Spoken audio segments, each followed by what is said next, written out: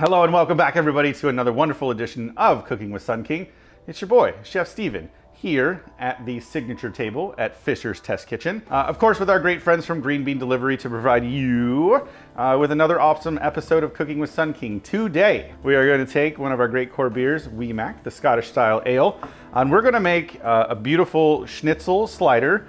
We're going to give you the tools. Let's get going.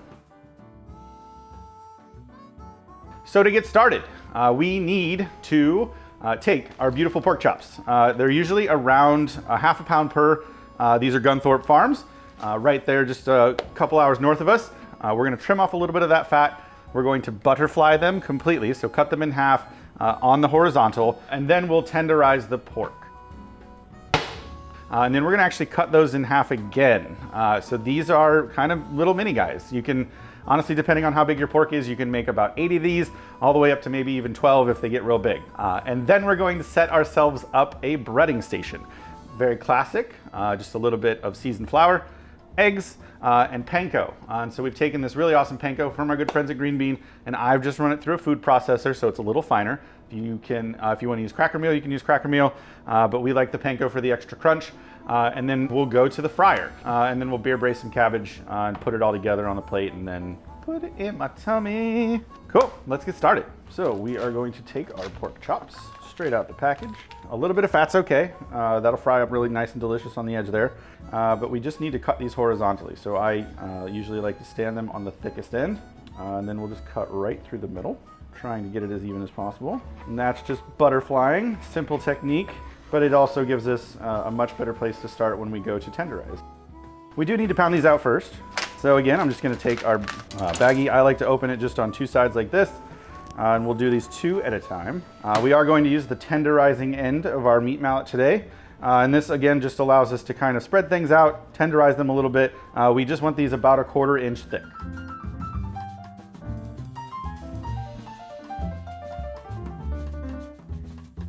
Now we can set up our breading station. We're doing a 3-parter here, nice and simple, but this will also help us get a nice crust and make sure everything adheres to our pork really easily. So it starts with all-purpose flour. This is just not quite a cup. We're breading 8 of these guys today, so you always just want to make sure you have enough, but not too much. We will season that with just a little bit of salt and pepper. Cool. Give that a shake. And then our next station is 3 whole eggs. We're just gonna lightly scramble those straight in the pan. We really just want to homogenize these. We're not worried, super worried about making sure everything's combined. And then last but not least, our panko. And as previously mentioned, I took this straight out of the container and just pulsed it a little bit in a food processor, just until it was a little more fine. We still want some chunks, but we aren't looking for kind of like a Japanese breading. So we'll start with a little. We can always add more, but that way we don't taint the rest of this and you can use it for other recipes. To do this, we need kind of a wet hand, dry hand. You've probably heard it before out in the world, but for us that means taking the pork into the flour, and we'll do these 2 at a time. And so this is now a dry hand for us. So just lightly coated. What the flour does is it helps the egg stick, so you can gently place this in the egg, but making sure not to take your dry hand and touch the eggs. And then we have a wet hand. This wet hand can stay in the eggs as long as it wants. And this really just acts as a little bit of glue when it mixes with the flour, making sure everybody's evenly coated. We're not going for super extra crispy anything. We just want a nice thin layer of our coating.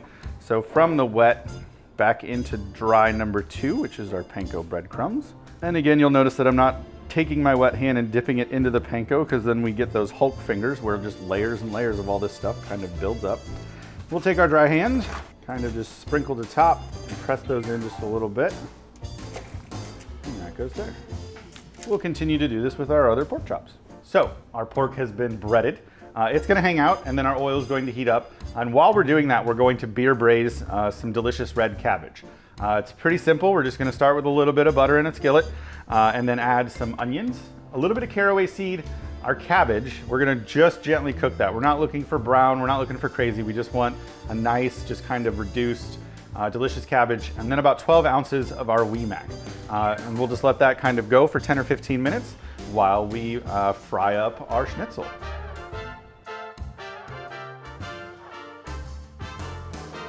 So to assemble, We are going to cut each one of these pieces in half, so technically this recipe will serve all the way up to, I guess I have you down for 4 pork chops.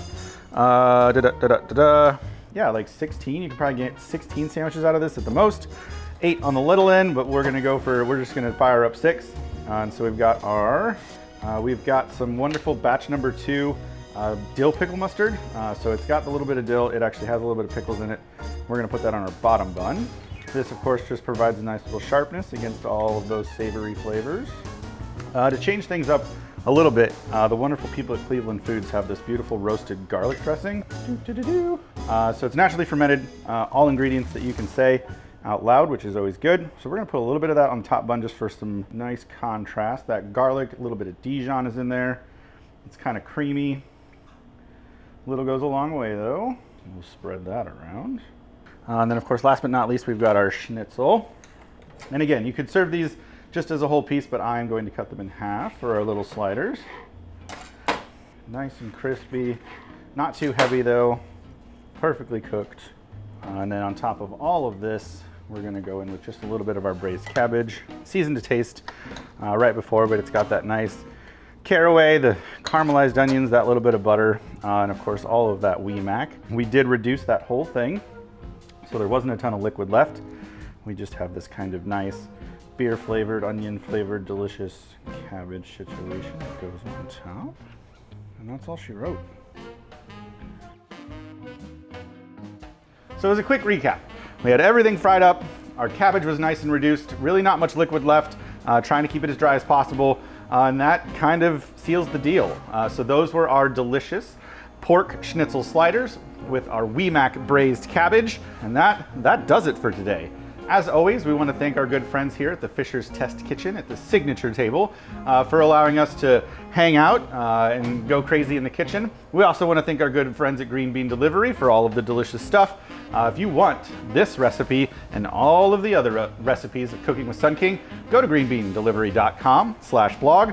And then underneath this video, if you click that drop down thing, you're going to see a whole bunch of other links for the merch, for all of the great Sun King things, for all of the great green bean things, for all of the porky things. Also, if you guys could, hit those like and subscribe buttons. That allows us to give you guys the notification when all of this awesome content comes out. If you're hanging out there on Instagram and Facebook, head on over to YouTube and watch it there too, because it's fun. It actually looks 100 times better on YouTube than it does anywhere else. Promise, I promise. Show us some love on YouTube, like and subscribe. It does mean a lot to us. But that is it for today. We had a lot of fun as always. We hope you did too. Chef Steven signing off. Arrivederci.